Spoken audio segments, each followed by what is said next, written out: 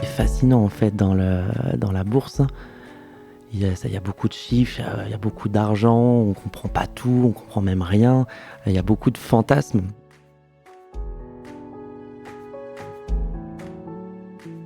Hello hello, bienvenue sur Ma Passion Mon Job. Je suis Célia Leduc et je te partage sur ce podcast une semaine sur deux mes conversations avec des personnes très passionnées par leur job. Parcours, coulisses et conseils, je te donne ici toutes les clés pour te lancer toi aussi dans ta nouvelle aventure professionnelle passionnante. Avant de commencer cet épisode, si tu aimes le podcast et que tu as envie de m'aider à faire connaître Ma Passion Mon Job, tu peux lui laisser un commentaire et une note de 5 étoiles sur Apple Podcasts ou Spotify. Et maintenant, place à cet épisode.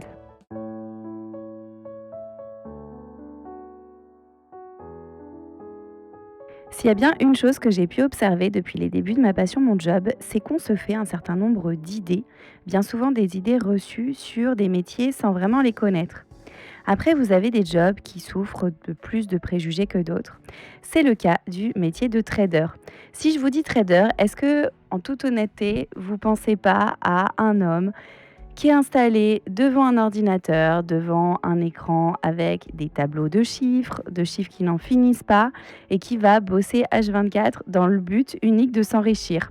Est-ce que vous n'avez pas un petit peu cette image en tête? Aujourd'hui, Raphaël est venu sur le podcast déconstruire tous ces clichés que vous pouvez vous faire sur le métier de trader, puisqu'il m'a partagé son quotidien en tant que trader. Il m'a parlé de sa passion pour son métier, de comment tout ça a évolué, de son job au quotidien et surtout, il m'a aussi partagé des anecdotes et du vocabulaire finance avec notamment une explication hyper intéressante sur les NFT parce que vous allez le voir, Raphaël a vraiment une façon d'expliquer très intéressante et de vulgariser l'information. Pour des personnes comme moi, par exemple, qui n'y connaissent pas grand-chose, je peux vous dire que ça m'a apporté pas mal de tips. Bon allez, je vous en dis pas plus et je laisse place à notre échange avec Raphaël.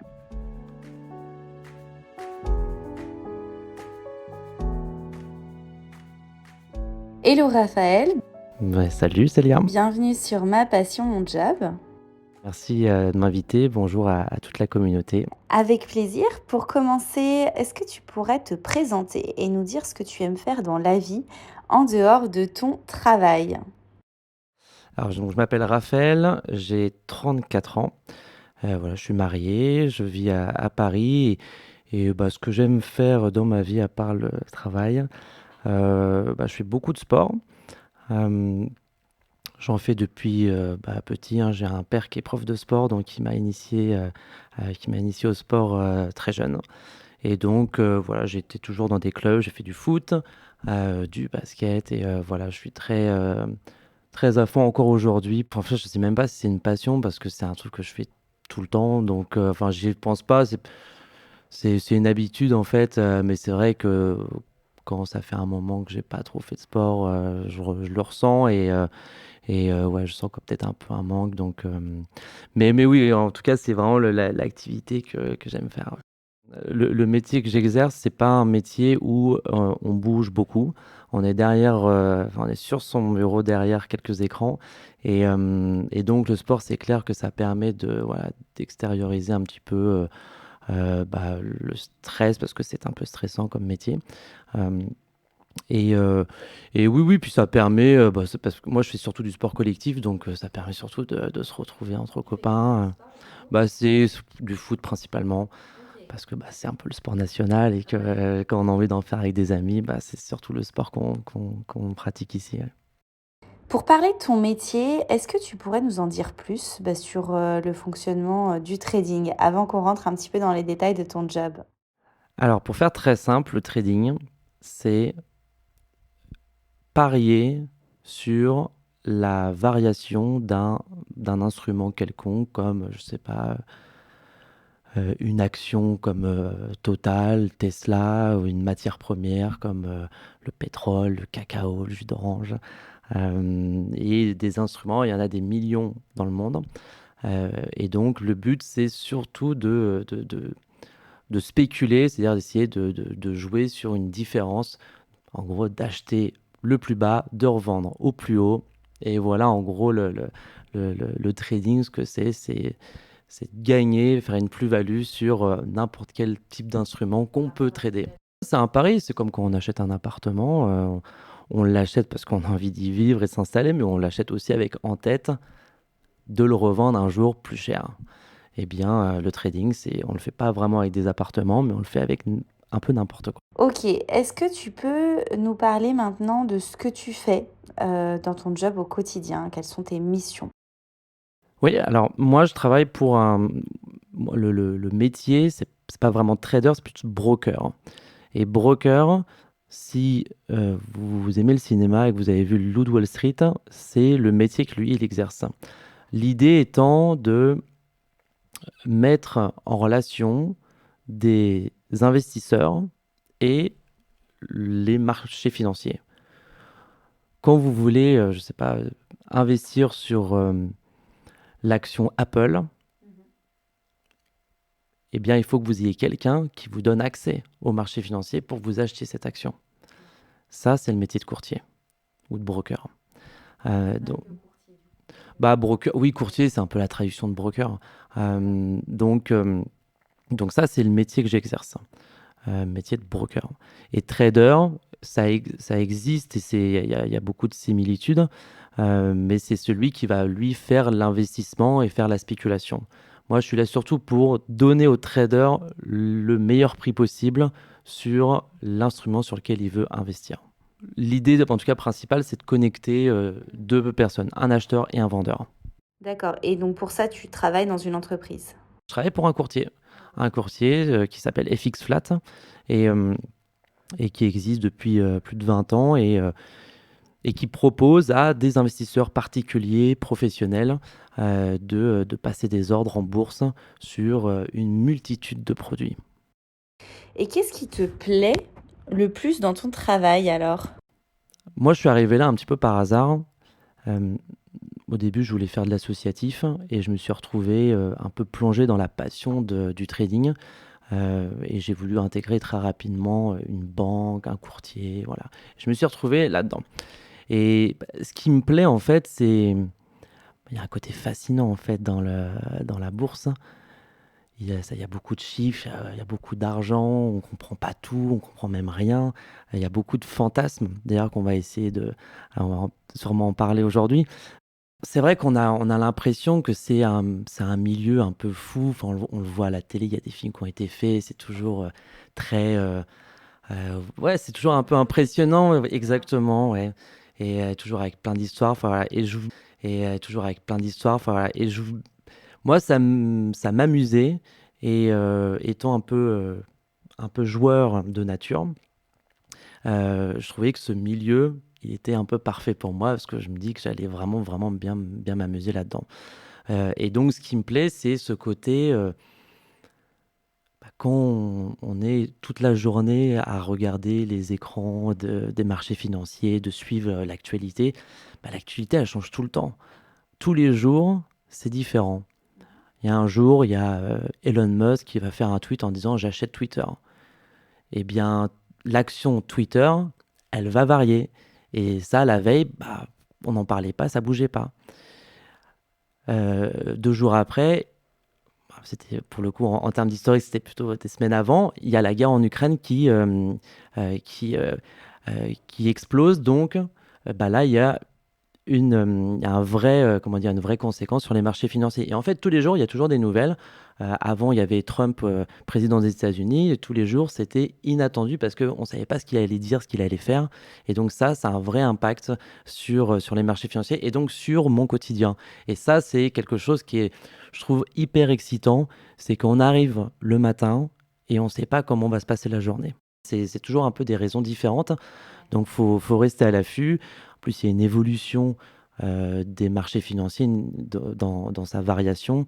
Avant, ça variait pour X et Y raisons. Maintenant, c'est complètement différent. Et demain, ça va être encore différent. Donc, il faut toujours rester un petit peu à la page, suivre un peu les tendances, la mode. Voilà, c'est comme dans la mode, ça change un peu tout le temps.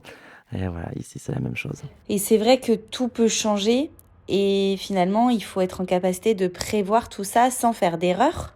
Bah, après, si on fait une erreur de jugement, ce qui arrive tous les jours, Hem, Parce que la spéculation, Heu, c'est un peu c'est un pari.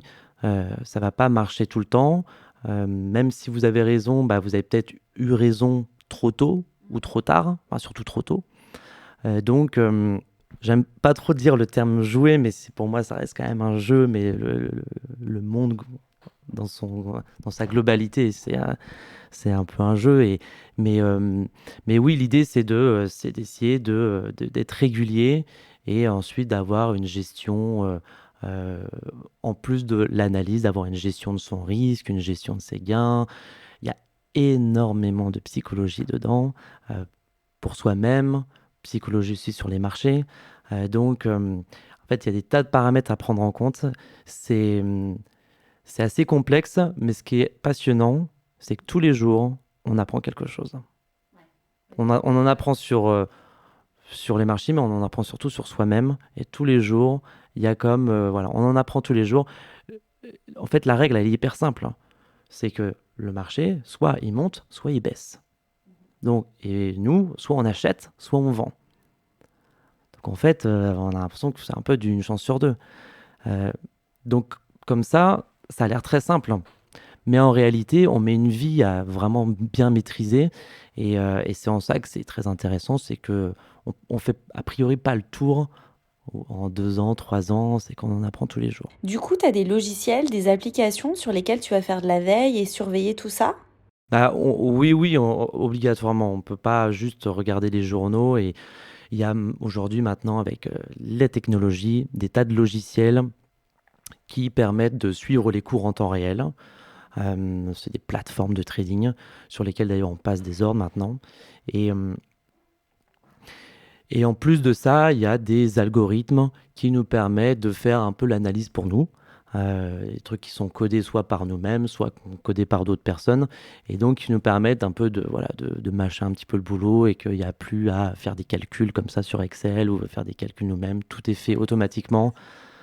Ah, ça c'est comme ça qu'ils faisaient avant, je sais pas comment ils se débrouillaient, mais peut-être avant c'était plus simple. Mais maintenant voilà, il y a beaucoup d'outils qui permettent d'aider à la décision. Ce que j'entends souvent, c'est que c'est pas fait pour moi. C'est un milieu, c'est trop intellectuel, c'est réservé seulement aux riches. Voilà, c'est ce que j'entends le plus souvent et c'est clairement faux. Les gens aiment faire de ce milieu un milieu compliqué et inabordable en employant des mots techniques et tout ça, alors qu'en réalité, c'est beaucoup plus simple que ça ne paraît. C'est pas forcément réservé aux gens riches. Moi, ni à une élite, non, pas du tout.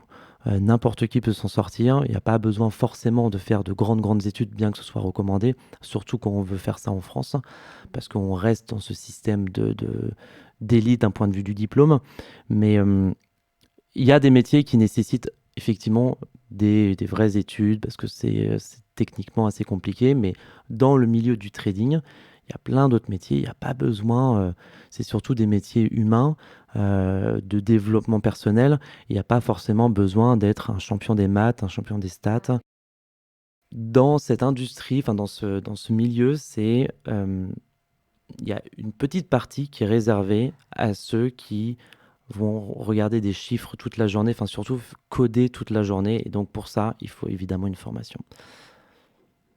Pour les autres et la plupart des autres métiers, c'est beaucoup de relationnel. Comment est-ce qu'on va construire une relation avec quelqu'un pour qu'il nous fasse confiance, pour qu'il investisse avec nous? Et ensuite, comment on va établir d'autres connexions pour connaître la meilleure opportunité, pour essayer d'en savoir un petit peu plus sur cette entreprise à l'intérieur, comment ça se passe, euh, ou sur, je sais pas, une production. Bon, je pars un peu loin, mais sur production de cacao en Afrique, il n'y a pas besoin d'être un super mathématicien pour savoir si ça se passe bien et comment les choses tournent, parce que c'est très aussi politisé. Et donc, celui qui voudra investir là, bah, aura besoin d'un intermédiaire comme un courtier qui pourra lui donner ces informations-là, parce que lui, il allait chercher, il allait découvrir, et il a fait du relation. Donc, pour moi, c'est surtout un métier humain.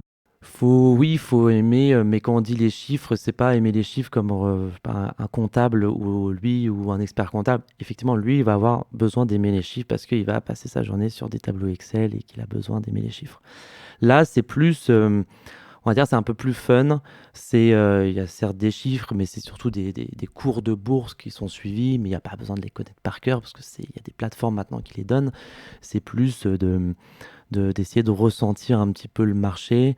Il y en a beaucoup qui interviennent comme ça, sur le côté, en fait, à force de regarder tous les jours, à un moment, il y a une espèce de rythme qui est pris et puis on commence à sentir un peu les choses. Alors, il n'y a rien de rationnel là-dedans, mais faire que de l'intuitif, ça marche pas. Mais c'est vrai qu'un parfois, c'est bien d'ajouter un petit peu de côté un peu irrationnel dans ces prises de décision. Si on parle de trading pur, les maths, c'est bien, euh, c'est surtout, alors, il y a de l'intuition, mais c'est surtout de la gestion de la psychologie.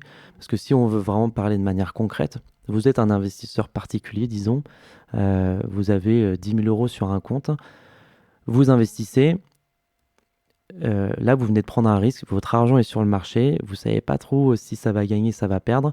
Euh, Si ça perd, tout de suite, vous allez vouloir rentrer 2 fois plus gros pour vous refaire. C'est typique, un biais psychologique de joueur. Ça, c'est un biais qui est le biais le plus connu en trading. Euh, des biais, il y en a plein comme ça. Et donc, quelqu'un qui va investir sur les marchés, bah, il va se rendre compte qu'il a une stratégie, il a tout bien calculé, tout est parfait. Ok, j'achète quand ça fait, il se passe ça, je vends quand il se passe ça. Euh, c'est bien, mais une fois qu'il a vraiment son argent sur le marché, eh bien, bizarrement, il va agir complètement différemment. Parce qu'il y a la théorie, puis il y a la pratique. Et celui qui arrive en pratique, avec du vrai argent sur le marché, eh bien, il va agir avec ses propres nerfs, sa propre expérience, et on est tous différents là-dessus. Et donc, on va réaliser que la réussite d'un trader, c'est 80% de psychologie et 20% de technique. C'est vrai que quand on pense au job de trader, on va avoir en tête un petit peu le côté arnaqueur. Alors ça aussi, j'en ai pas parlé, mais c'est vrai que c'est un truc qui revient beaucoup, c'est que le trading, on pense que c'est de l'arnaque. Je dois confesser une chose, c'est qu'en France, même partout ailleurs, il y a eu beaucoup d'arnaques dans le trading, parce que ceux qui aiment arnaquer choisissent pas le trading, ils choisissent là où il y a l'argent. Et dans le trading, il y a de l'argent. Donc évidemment, ceux qui veulent escroquer des gens, ils vont beaucoup faire de trading. Et donc, moi, quand je suis arrivé il y a environ 10 ans dans ce milieu, tous les jours, j'entendais de l'arnaque. Des sites, des fausses sociétés qui essayaient d'escroquer des particuliers. Aujourd'hui, ça a quand même beaucoup changé. Il y en a toujours, mais je pense que les gens sont un peu plus éduqués et prêts. Et puis, il y a aussi les autorités de régulation qui font vachement en sorte de contrôler, d'empêcher des sites. C'est beaucoup plus simple. Avec l'avènement de la crypto-monnaie, j'ai re-entendu à nouveau des arnaques parce que voilà, crypto-monnaie, argent, boum, des noms qui arrivent, c'est pas trop régulé, on sait pas trop. Voilà. Et donc là, il y a eu à nouveau beaucoup d'arnaques. Et là, ça se calme. Donc, c'est vrai que, oui, il y a eu beaucoup d'arnaques, mais c'est les arnaqueurs, hein, c'est pas la finance de marché qui est une arnaque, c'est des gens qui viennent dans ce milieu-là pour arnaquer. Lou de Wall Street, Jordan Belfort, c'est surtout un vendeur. C'est un vendeur, c'est un entrepreneur, c'est quelqu'un qui a une grande ambition. Je pense qu'il connaît rien aux chiffres. Je ne sais même pas s'il a dû faire un peu d'études, mais c'est les États-Unis, hein, et puis c'était une époque où États-Unis plus cette époque, les études, c'était pas le truc, c'était pas le Graal. Ça l'est plus aujourd'hui, euh, mais ça reste encore largement possible que quand on est motivé et qu'on sait bien vendre, on peut faire un peu ce qu'on veut. Lui, il l'a fait avec les marchés financiers, mais il n'avait aucune technique particulière sur la finance. Alors après, on parle de quelqu'un qui a escroqué, hein, c'est pas un super exemple. C'est surtout des histoires un peu comme ça, hein, les films sur le trading, c'est l'argent, l'arnaque. c'est beaucoup caricature. Un film français qui est sur le trading, c'était l'histoire de Jérôme Kerviel, donc c'est pareil, c'est l'histoire d'un trader qui a perdu beaucoup. J'aimerais bien parler aussi des NFT, c'est un petit peu la nouvelle tendance, j'ai l'impression. Ah oui, c'est vraiment la nouvelle tendance. Ça a explosé en fait l'été dernier, où alors pour expliquer ce que c'est un NFT, pour faire simple, c'est une image numérique euh, que n'importe qui peut créer et vendre. L'intérêt, c'est que cette image numérique, c'est comme si vous avez acheté un tableau de Picasso, sauf que c'est complètement numérique et que ça ne peut pas être reproduit. C'est-à-dire qu'il y a un nombre limité de tableaux. Donc soit il le fait de manière unique, soit il le reproduit 10 fois, 100 fois, 1000 fois. Mais c'est uniquement numérique. Et chaque tableau a un code spécifique. Et tout ça, ça va peut-être un peu compliqué, mais tout ça, tout ce business se fait dans la blockchain. Et la blockchain, c'est en gros le milieu décentralisé de chez décentralisé où les transactions se font sur les NFT. Parce qu'on n'achète pas un NFT en euros avec du cash ou avec du dollar, on l'achète avec de la crypto-monnaie. Et qu'est-ce qui fait que les NFT prennent de la valeur finalement? Comme n'importe quoi, c'est l'offre et la demande. Plein de gens trouvent que, en fait, tout le monde veut acheter, la valeur augmente. Tout le monde veut vendre, la valeur abaisse. Bah, il y a des histoires incroyables. Il y a une jeune fille qui a, je sais plus, 9 ans, qui a fait des images d'elle, non, des images de femmes, et elle les a vendues pour, je crois, 130 000 dollars, enfin, l'équivalent, donc ça s'achète dans une crypto-monnaie qui s'appelle l'Ethereum, et qu'elle a vendu pour l'équivalent de 130 000 dollars chaque tableau sur la blockchain, et donc sur une plateforme. Et les gens ont trouvé ça bien. Avec les réseaux sociaux, ça fait un peu le buzz.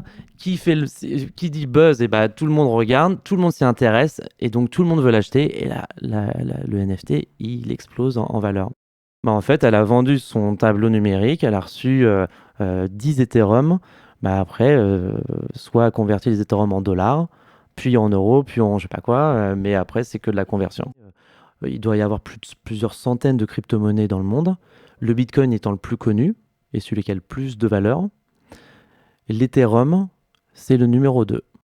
C'est bah, ça la vente aux enchères. Enfin, en fait, n'importe quoi, hein. C'est-à-dire que si demain, je sais pas, le prix du kilo de pommes, il est à, on va dire, 2 euros. Si moi j'ai 10 pommes et que demain, bah, il n'y a plus de pommes qui existent dans le monde et qu'il n'y a que moi, bah, je vous assure que mes pommes, je vais plus les vendre 2 euros le kilo, mais 2000 euros le kilo ou 200 000 le kilo. Parce que c'est qu'une histoire d'offre et de demande. Ouais, et ce qui est fou, c'est que c'est même pas réel. Là, on est aux prémices de quelque chose qu'on comprend pas et qu'on trouve complètement fou parce que j'en j'en parlais avec mon frère où je lui disais, bah, regarde là, il y a ce tableau-là, il a été vendu la semaine dernière à 300 000 dollars. Et c'est vrai que ça paraît complètement fou de mettre 300 000 dollars dans un fond d'écran. Enfin, c'est comme ça qu'il disait. T'as le meilleur fond d'écran du monde, quoi. C'est génial, ça sert à rien. Et c'est immatériel, donc exactement. Donc il y a un côté bah, collectionneur. Bon, là en ce moment, ce qui fait fureur, c'est des tableaux de singes tristes. Ça s'appelle Bored Happy. Bon, bref, ça veut dire singe ennuyé, enfin, triste en anglais. Et ça, c'est acheté par Neymar, Justin Bieber. Ça se vend à 1 million environ. Faut avoir un peu les moyens, mais voilà. Et en gros, les stars s'achètent ça et peuvent se dire, ouais, je l'ai. C'est comme un signe extérieur de richesse maintenant. Et donc, Après, on peut très bien acheter, j'imagine, en se disant que ça va prendre de la valeur et c'est un petit peu pour ça qu'on l'achète d'ailleurs. mais eux, ils le font pour ça, hein.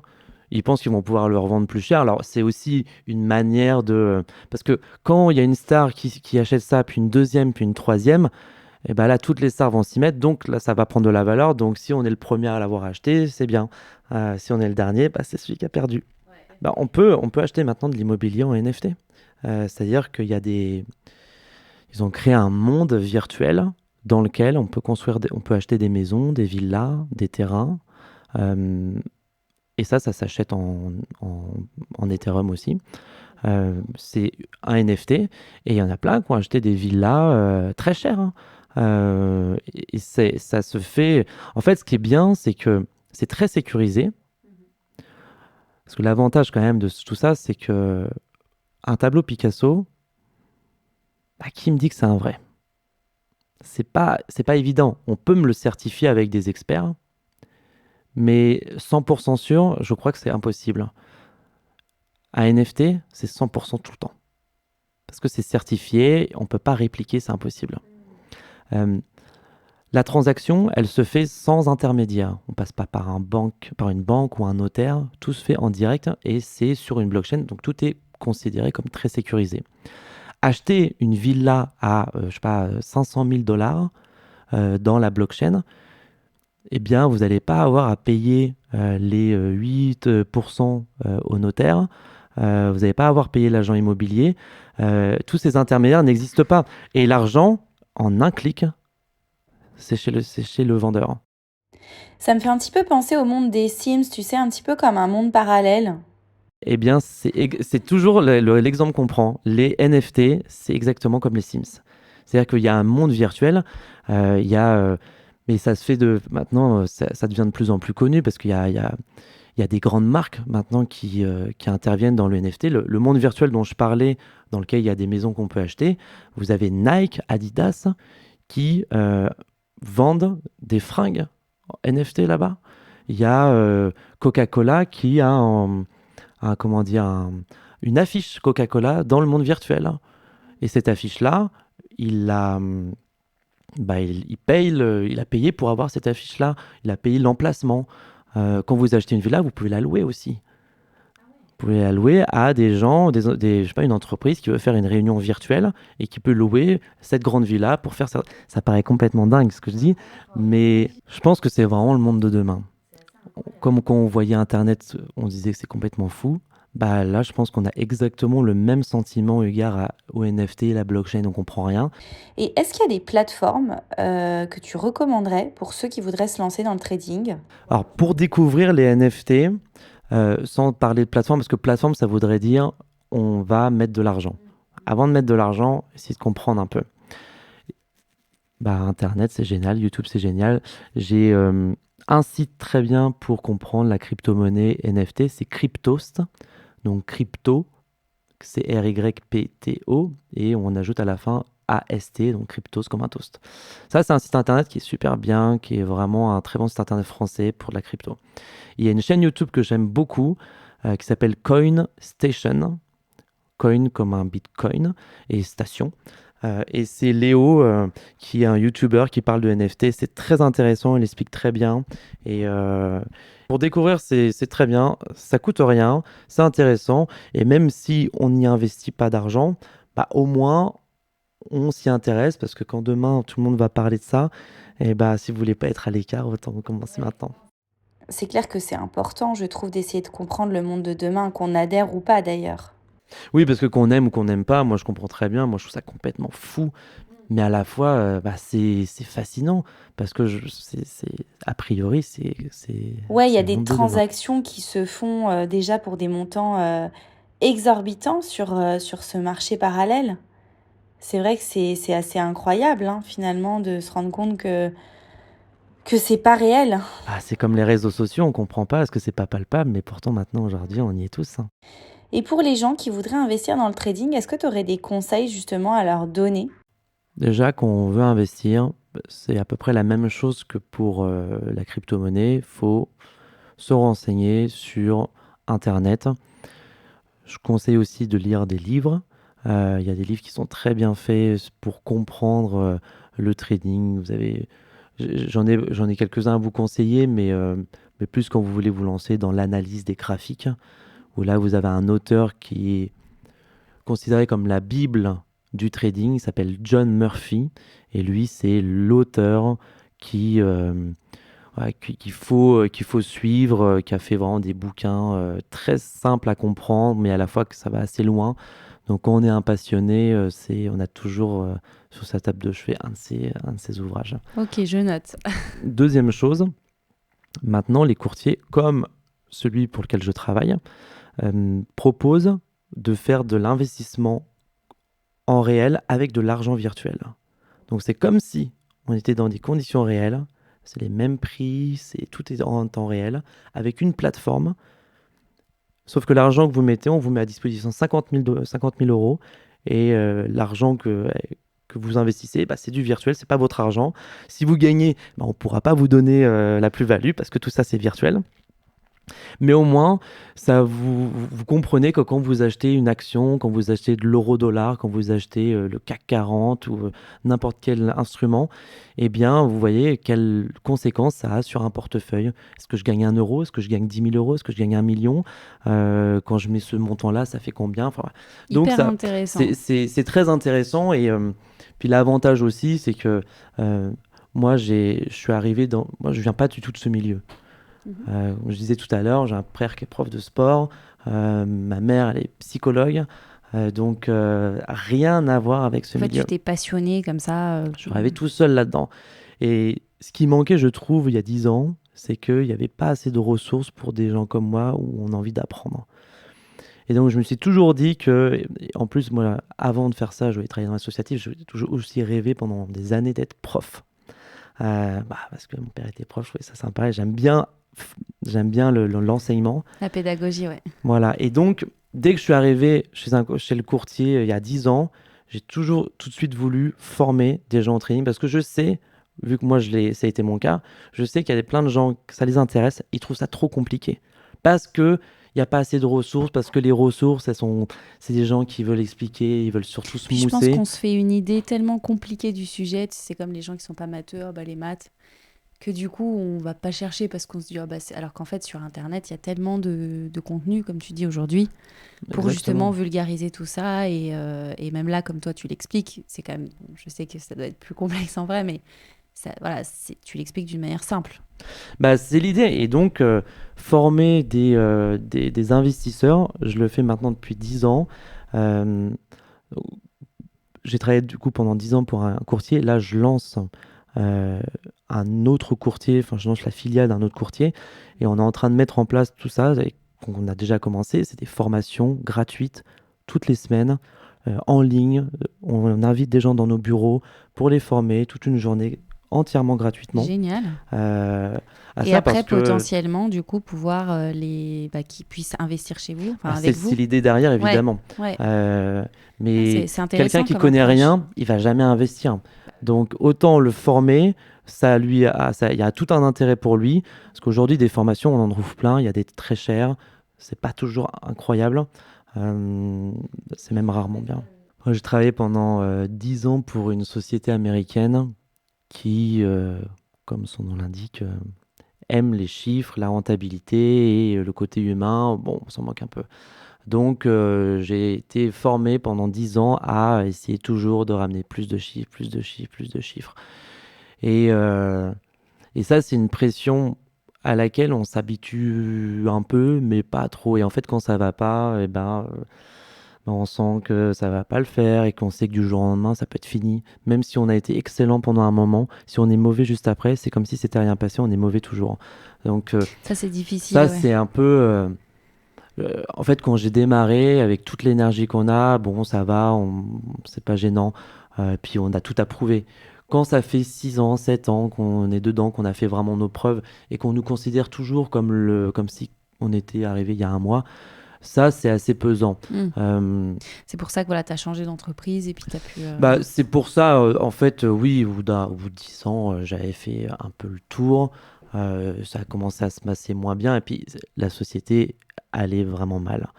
Euh, on était à 2 doigts de faire faillite il y a 5 ans auparavant. Ça a été certainement le moment le plus dur de ma carrière. Mais j'ai persévéré. Il y en a beaucoup qui sont partis, qui se sont moqués de moi parce que je restais. Euh, Finalement, elle n'a pas fait faillite sa société. On a continué, mais c'était dur.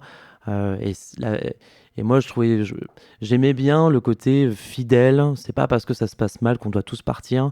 Et puis j'étais plutôt attaché à cette société, donc je suis resté. Et puis voilà, au bout de 10 ans, je commençais un petit peu à, Hmm. comment dire, à me fatiguer. Et aujourd'hui, tu as Et plus puis le côté aujourd'hui, humain. Ouais. et puis surtout, j'ai rencontré des gens qui m'ont proposé une opportunité de rêve.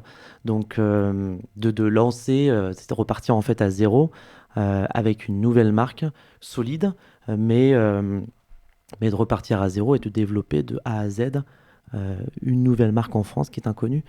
Et pour moi, ça a été vraiment une source d'énergie, de motivation, parce que Oui, donc c'est un projet d'entreprise même au-delà de ton métier. Voilà, c'est ça. au-delà de mon métier que j'exerçais, là, Mm. j'explique tout ça, là, c'est plutôt un métier, je crois que c'est intrapreneur. Mhm. C'est-à-dire qu'on ne crée pas une entreprise, mais on crée une structure d'une entreprise existante. Et c'est ce que je suis en train de faire. FX Flat, c'est une boîte allemande qui existe depuis 25 ans. Et ils veulent lancer cette marque-là, c'est une franchise en France. Et moi, je m'occupe de lancer cette franchise. Donc, je dois tout créer parce que c'est une marque qui n'est pas connue en France. Donc, je dois développer la marque sur le plan national, le faire connaître, chercher, trouver des clients, construire une équipe. Euh, Maintenant, oui. Je le pratique toujours un peu, mais il y a quand même une grosse partie entrepreneur où il faut trouver des idées. Typiquement, les formations dont je parle, qu'on fait en ligne et en physique, ça, c'est une idée que j'ai eue et qu'on est en train de mettre en place. Et donc, il faut toujours essayer de trouver des choses, innover, un peu copier, puis répliquer à sa sauce. Et voilà. Enfin, donc, c'est vrai que mon métier, il est en train un peu de changer et sur quelque chose de plus ouais, entrepreneurial. Bon, bah, génial, tu dois pas t'ennuyer du coup. Là, pour le coup, non, je m'ennuie pas du tout parce que c'est quand même un peu, c'est vrai que c'est un peu nouveau. Est-ce que tu aurais une petite anecdote à nous raconter? Je sais pas, quelque chose qui te serait arrivé dans le cadre de ton métier, dans le trading. Soit quelque chose d'un peu original, déroutant ou drôle, enfin. Hmm, alors, je sais pas si c'est quelque chose qui m'a particulièrement marqué, mais je vais en parler parce que on m'a souvent posé la question en fait. On m'a posé la question de est-ce que tu as déjà vu quelqu'un gagner beaucoup d'argent? Parce que vu que on parle d'argent, il y en a qui veulent investir, ils voient qu'ils peuvent gagner, ils se disent mais est-ce que tu as déjà vu quelqu'un gagner beaucoup d'argent? Et donc j'ai l'histoire d'un monsieur qui a gagné beaucoup, beaucoup. Je peux donner les chiffres. Alors après, il n'était pas pauvre, hein. Il a commencé avec 1 million de dollars et il est monté jusqu'à 150 millions Ah oui, en 6 mois, je crois. en Ouais. investissant dans quoi? En investissement dans une devise, enfin une paire de devises qui s'appelle l'euro-dollar. Et il a spéculé sur la variation de l'euro-dollar. Et donc, il est passé ouais, de 1 million à Oh, 150 millions. Donc ça, ça, c'est c'était le plus haut. extrêmement rare, hein, Ah ouais, c'est très d'avoir rare. autant. C'est très rare. Ce qu'il faut savoir, c'est que, un peu comme le casino, il y a plus de gens qui perdent que de Mm. gens qui gagnent dans ce milieu. Et des gens qui gagnent comme lui, faire fois 150, en plus quand c'est 150 millions. Ouais, mais c'est là où il allait le plus haut. C'est-à-dire qu'il a commencé à 1 million, il a tradé, tradé, tradé, il est monté à 150 millions. Ensuite, il est retombé. Il a commencé à perdre parce qu'il n'a pas fait que gagner. Il gagnait, Ah, il gagnait, il il est perdait, mais pas quand il gagnait beaucoup. il s'est pas Il n'est pas arrêté reparti aux avec 150 150 millions. millions. Non, c'est là où il est le plus haut. Voilà, c'est là où ça fout un peu la rage pour qu'on s'imagine. À 150 millions environ, je crois il a retiré un peu d'argent en se disant, bon, je vais quand même retirer un peu au cas où. Il a retiré 30 millions. Donc, on lui a donné 30 millions, il était content. Et il a fini, donc on va dire, il avait 150 millions, il retire 30, il a 120 millions. Et, euh, et il a fait que perdre après, et puis il est retombé à 50 millions. Bon, Donc au ce qui est quand final, même déjà très ça reste bien, beaucoup, mais c'est vrai mais que ouais, il aurait pu partir avec psychologiquement, plus. il était dégoûté. Ouais. Il était dégoûté, il s'est Ah, dit, c'est ouais, le j'ai perdu risque. 70 millions, ouah, Peut-être qu'il voulait ça fait gagner mal. encore plus que 150 Donc millions. voilà, je ne sais pas s'il y en a qui ont plus gagné que ça dans ma carrière, mais je sais qu'on me demande souvent ça et que c'est vrai que c'est impressionnant parce que quand je regardais ça, je me dis, ah ouais, Ah, c'est difficile de c'est s'imaginer fou. autant d'argent. Je pense même quand on travaille dans le trading, comme tu le fais, tu vois peut-être pas des 150 millions tous les jours. Alors cette somme-là, je la vois pas tous les jours, mais surtout c'est le facteur de gain. C'est-à-dire que quelqu'un qui part de 1, qui finit à 150, c'est beaucoup. Quand vous regardez les taux d'intérêt, genre livret A, moins de 1%, ou en tout cas des taux d'intérêt, c'est 1%, 2%. quand vous investissez, vous pouvez dire, allez, si je fais 5%, 10%, c'est bien. Les fonds d'investissement qui font voilà, 10, 15, 20% par an, c'est super. Et lui, il fait 150, fois 150, on se dit, ah, c'est pas possible. Ouais, Donc c'est ça ça qui est donne le tournis. impressionnant en fait, je trouve, c'est aussi de multiplier et c'est là où je me dis, c'est vraiment de la psychologie parce que moi je commence à 1 million, si je gagne 1 million, j'arrête. Hmm. Il y en a un, il va se dire, moi si je gagne 10 000 euros, j'arrête. Il y en a un autre qui va dire, si je gagne 10 millions, j'arrête. Lui, il est allé jusqu'à 150 millions. Ouais, ouais, c'est ça, tout dépend C'est qu'il des n'a pas eu limites de peur, hein. chacun. Ben, exactement, c'est que l'ambition, je me dis, mais il voulait aller jusqu'où en fait Oui, on pour, peut se demander. je me dis, tu vas aller jusqu'au milliard, tu veux faire quoi? Hmm. Enfin bref, donc c'est C'est là un où peu comme les c'est très joueurs au psychologique. casino qui n'arrivent plus à s'arrêter. Il y a peut-être aussi une ivresse de se dire, ah, j'ai 150 millions, allez, je vais gagner encore plus, encore plus, Et encore plus, et plus. plus, et plus, mais c'est vraiment ça. Et donc on a tous nos limites tant sur les gains que sur les pertes. Mhm. Et ce qui fait vraiment surtout la différence, je trouve, entre un investisseur qui va gagner et un investisseur qui va perdre, c'est un peu ce côté, ou plutôt un investisseur qui gagne petit, un investisseur qui gagne gros, c'est cette espèce d'ambition de Mm. gain. Quelqu'un va s'arrêter là et l'autre il va s'arrêter beaucoup plus loin. Et même chose, il y en a un qui va perdre peu et un autre qui va perdre beaucoup parce que il a moins peur ou qu'il se dit ouais, perdu pour perdu, voilà, il lâche tout, il fait all-in et puis il attend. Et Et généralement ouais, ça c'est perd. vraiment propre à chacun en fait. C'est propre à chacun, c'est pour ça que je dis c'est beaucoup de psychologie. Mhm. Et donc, et c'est pour ça que ce métier-là, je trouve qu'il requiert certes des aptitudes, éventuellement des études, euh, Mais pas que. mais pas que, parce que ça se fait beaucoup dans la tête. J'ai vu plein de gens être vraiment des collègues à moi. Des... J'étais impressionné par comment dire, leur talent, des analystes incroyables. Ils connaissaient super bien les choses, ils connaissaient tout. Incapable de gagner 1 centime sur les marchés. Parce que dans la tête, ça se passe différemment. Oui, c'est pas parce qu'on est savant et qu'on s'y connaît à fond dans la partie théorique qu'en pratique, on va avoir Bah ouais. l'intuition, comme tu disais, et Si le on a des génie. vrais problèmes face à l'argent, qu'on ne sait pas s'arrêter, qu'on veut tout risquer d'un coup, bah, on Mm. peut être le meilleur, on n'y arrivera pas. Et ouais. Pour finir cette petite conversation, je te propose un passion quiz. Est-ce que tu es prêt Je suis prêt. pour mieux te connaître un petit peu et Ouais. sortir du cadre de ton métier? C'est le passion quiz. Raphaël, es-tu plutôt thé ou café? Thé. Couche tard ou lève tôt? Les deux. Je me couche tard et je me lève tôt. Je suis pas un grand dormeur. Pour le travail, tu te couches tard ou Non, parce que pas je sais pas me forcément? coucher tôt et je me lève tôt parce que bah, je sais pas très bien dormir, donc voilà, Ok. je me lève tôt.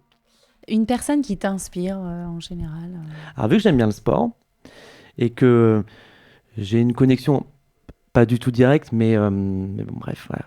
Tony Parker, c'est quelqu'un qui m'inspire beaucoup Mhm. parce que grand champion de sport, il m'a beaucoup inspiré dans le sport. Il est français, donc évidemment on le suivait un peu plus. Euh, et qu'il a su en parallèle gérer sa carrière et sa vie de manière, c'est même pas inspirant, ça devient même, je me pose des fois des questions, c'est à quel point en fait il est beaucoup trop sérieux, mais bref, il a un rythme de vie qu'on a pu me raconter parce que je connais des gens qui le connaissent assez Mhm. bien, et donc c'est un ovni en fait, c'est un monstre de travail. Et je suis toujours impressionné par ces gens hyper disciplinés, des monstres de travail. Euh, donc lui m'inspire Ouais, particulièrement, ouais.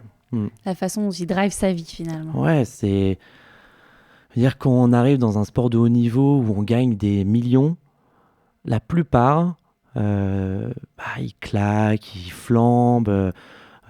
Voilà, c'est un peu le jeu. Ils sont jeunes, voilà, ça leur monte à la tête, c'est normal. Lui, il n'a pas Euh, perdu le sens des réalités. Lui, il a toujours été les pieds sur terre. Il avait une vie, il avait son métier où il faisait du basket tous les jours. Il avait une autre partie de la journée où il passait à développer des business, Hmm. à gérer un club à l'autre bout du monde. Enfin, et je trouve ça incroyable. Et aujourd'hui, il est à la retraite et il est en train de gérer plusieurs activités en même temps. Il est partout. Enfin, je trouve ça incroyable. C'est vrai que ça a l'air d'être une belle personne. En plus, il a l'air d'avoir une Ouais, bonne puis il est très mentalité. inspirant en France, je trouve. Et il est réfléchi. Ouais. Il est il est un peu parfait, quoi. C'est un truc, il n'y a pas de travers. Ouais, non, c'est vrai qu'il Euh, est et inspirant. ouais, quand je le vois à des interviews, je me dis, ouais, c'est quelqu'un qui, il est, ouais, les pieds sur terre. On sent qu'il a envie. C'est pas un flambeur. Donc ouais, pour ça, je trouve que il est bien inspirant. Est-ce que tu aurais un livre qui t'a marqué à me partager? Un livre, bah, vu qu'on est dans le thème du trading, Mhm. si des gens sont intéressés euh, pour se mettre un peu au trading, je parlais tout à l'heure de John Murphy, le livre avec lequel commencer s'appelle L'analyse technique des marchés financiers. C'est vraiment le livre que je recommande pour démarrer. C'est passionnant, c'est un petit pavé. C'est pas expliqué Euh, trop difficilement? Enfin, je veux dire, Ça permet, ça, non, mais je veux dire, les bases du trading, il n'y a pas Mhm. besoin d'acheter le livre, on va sur Internet, on regarde une vidéo, voilà, c'est très simple. Ok, Mais ce livre-là permet vraiment de prendre un vrai niveau en analyse. Parce qu'il y a beaucoup de livres vraiment médiocres, je trouve, aujourd'hui. Des gens qui font des livres juste pour regagner de l'argent ou pour se faire connaître. Ouais, et donc c'est très, très pauvre. Et celui-ci, c'est pas le plus connu, mais c'est vraiment celui que les professionnels, je sais, qui recommandent tous ce livre-là, parce que c'est une vraie Bible. un dernier mot peut-être pour conclure. Bah écoutez, pour conclure, le trading, si ça vous intéresse, euh, vous n'êtes pas obligé de le faire déjà professionnellement, vous pouvez le faire de manière amateur euh, et vous lancer, lire des bouquins, ça coûte rien. Intellectuellement, ça élève toujours parce que ça vous implique à comprendre un peu comment le monde fonctionne. Donc ce sera jamais du temps de perdu. C'est pas comme si vous vous mettiez à fond, je sais pas, dans les échecs, parce que je dis ça parce que je me suis mis à fond là-dedans. Et où on peut penser hein, parfois que c'est du temps de perdu, que ça sert à rien. Là, vous allez au moins apprendre un peu comment fonctionne l'économie, les politiques, la Oui, géopolitique. oui, il y a plein de Il y a choses. plein de trucs en fait connectés qui sont hyper intéressants. Donc moi, j'invite tout le monde à s'intéresser de près ou de loin. Et, euh, et puis je trouve que Génial. c'est intéressant de prendre un petit peu en main son épargne plutôt que d'être passif. C'est clair, ça peut. Donc ça concerne toujours tout le monde. On parle des retraites, on n'est pas sûr pour les gens qui ont 20 ans aujourd'hui, si on va avoir une retraite quand ils auront 60, 65 ans. Bon, on verra si lequel sera élu. Mais voilà, c'est important, je pense, de prendre en main tout ça, pas forcément de l'investir en bourse, mais de penser en tout cas à l'investissement et de revenir un petit peu acteur de son épargne. Je pense que c'est quelque chose d'important. J'ai appris plein de choses et je te dis à très bientôt. Salut, à bientôt.